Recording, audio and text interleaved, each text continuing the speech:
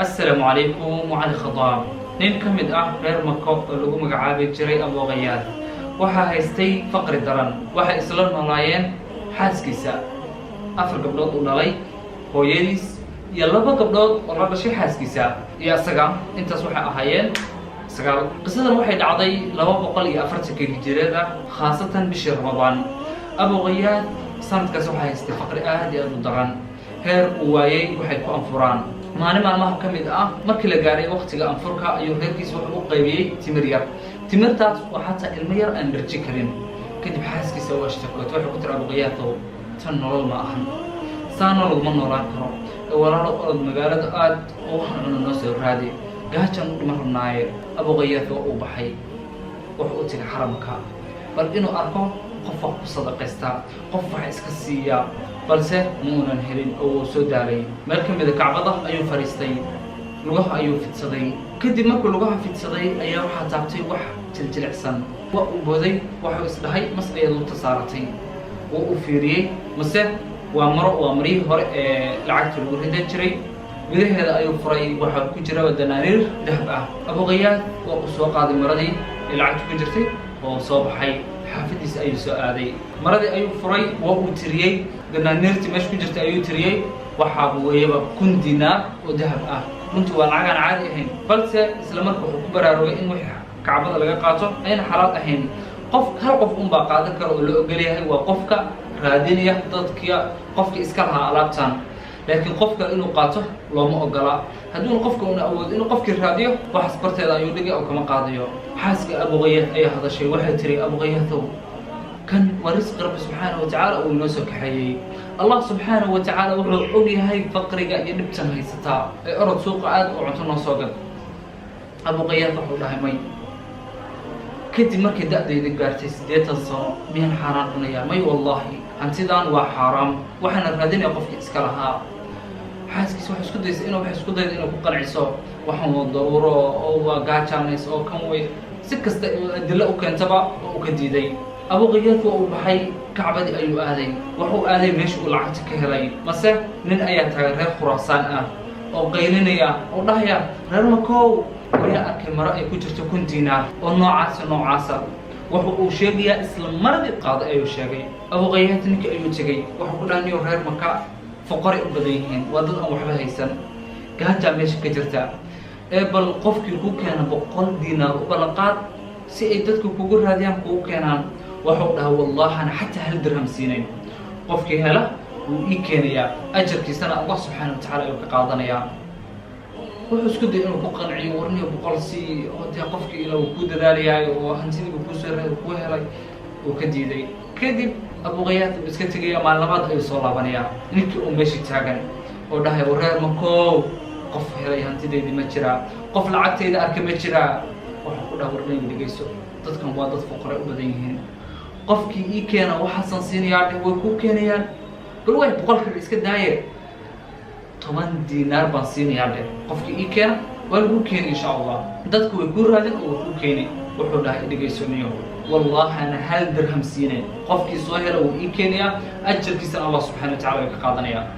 uu iska tagay maalin saddexaad uu ku soo laabtay ninka uu meeshii taagan oo dhahay reer Mako uu ku jira qof hantideedii arkay Abu Ghayaad uu tagay ninkii wuxuu ku dhawarnay dhigayso walaalo dadkan waa dad fuqara ah bal way hal diinaar xataa uga maqaad inaad siinaysid qofkii soo hela waa 1,000 diinaar lacagta oo raadinay marka hal diinaar kali uga maqaad qofkii soo hela waan siinayaa may wallahi ana hatta hal dirham siinay qofkii soo hela wii keenaya ajarkiisana Allah subhanahu wa ta'ala ka qaadanaya waxa jiray meel dhalinyaro ah oo arinta la socday maalinta koobaad arkay ninkan ku qancinay inuu 100 diinaar siiyo haddana maalinta labaad ku soo laabanay 10 ku qancinaya wiilka markuu wuxuu aaminay in ninkan uu lacagta u hayo kadib Abu Ghayaad wuxuu ku dhahay ninkan waaya ana lacagtaada hay oo soo siinaya oo uu soo kaxeeyay wiilkiina wuxuu dhahay waan daba raacay si aan u soo fiiriyo bal waxa ay sameeyeen iyo waxa meesha ka dhici doona ilaa ay gaareen guriga albaabkiisii Abu Ghayaad guriga ayuu galay ninkii lacagta ayuu soo bixiyay wiilku wuxuu dhahay xaaskii Abu Ghayaad ee gabdhihiisii albaabka ay ka fiirinayeen waxay islahaayeen bal ninka hadii lacagtiisa oo dhameystiran la siiyo waa u farxi doonaa waxna uu idin garan doonaa waxna uu idin siin doonaa ninkii wax uu godo galay inuu lacagtii mid u tiriyo ilaa uu tirsaday 1,000 diinaar markuu arkay inay kunka u dhan tahay waa uu tegay wallaahuna xataa dhihin shukran mahadsanid xataa muuna dhihin gabdhihii xaaskii abuuqayaad iyo gabdhihiisana dhulka ayay ku daateen iyagoo aad iyo aad uga niyad jabo wax meesha ka dhacay abuuqayaad waa u baxay gurigiisa ayuu galay wiilku wuxuu leeyahay meeshii baan taagana anoo la yaaban wax meesha ka dhacay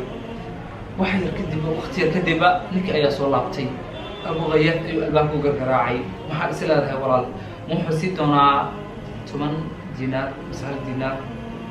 mise 100 diinaar maxaa is leedahay adiga bal muxuu albaabku u gargaraacay abuuqayaad albaabka ayuu furay mise ninka ayaa hortaagan ninkii reer Khuraasaan ayaa hadlay wuxuu dhegeysanayay hantidan aad u jeedid waa hanti uu aabahay ii dardaarmay wuxuu igaga dardaarmay inaan siiyo fuqarada ku nool xaramka wallahi makana kuma arag buu dhahay qof adiga faqiirsan ee kunkan diinaar qaado adiga ayaa iskale abuuqayaad waa uu farxay asigii faamiligiisii waxay ku sigteen inay farxad darteed la buubaan abuuqayaad waa uu farxay wuxuu dhahay abuuqayaad markuu rabo in albaabka soo xirto ayuu ishii u dhuftay aniga oo fiirinaya wuu ii yaray hay maxaa dhacay maxaa meesha ka samaysay maxaa wuxuu dhahay niyo ani arrintaada maalinta koobaad ilaa maanta ayaan la socday marka tilaabaan kula socday iyo waana ogaa inaad adiga lacagtaysid arrinta uga sheekeeyey wuxuu dhahay wallahi allah subxaanahu watacaala ayaa ku siiyey soo gudaha ayuu geliyey faamiliga dhan buu iskugu yeeray faamiliga ayuu tiri 9 weeye ilaa asaga ku jiro wiilka ayuu ku daray 10 bay noqdeen kunkii diinaar meesha ayaa lagu kala qaybiyey wiilku waxa uu dhahay 100 diinaar ayaa la siiyey rabbi subxaanahu watacaala nagu barakeeyey waxaana aaday inaan cilmi raadsado ilaa aan gurigeyga ku soo laabtay hadda walaal su-aasha aan rabnay in isweydiin waxa weeye ardaygaas uu ahaa ardaygaas waxa weeye maxamed ibnu jariir at-tabari weeye وقفك يقانا والله وشيخ المفسرين وشيخ المفسرين قصة وحقوق ربوكيس الأمم والملوك محمد بن جرير الطبري وحق إليه هاي 20 سنة كذب أيام مكوك صلاتي واختقاص وأولنتي أبو غياث قبله سي أفرتي سيقبلنا وحق كالبورسدي بلا شبع الرضا وحين كنا ولادين نولمت نبوانا أحسن وحول حتى ونسوق قنجري ووحي كرامين جرين كرامين مد أبوانا أحسن كنت أدي وناجين جرين قصة والله أدي عجيب بضنتهاي نين خنتيها لي سوق أدي وباهن الله سبحانه وتعالى درس قداي الله سبحانه وتعالى إسلام تدعو بحلال وقال أسأل الله رب العرش العظيم أن يغنينا وإياكم بحلاله عن حرامه وبفضله عمن سواه هذا ولا هذه أسئلة هاي قصة محبات كفايتي وسي شرقري ولا لها أتخيل كل جعل شاي سيدو كلنا اسكو دينا سوسي بسكرة كويسي channel كاغا علي فضل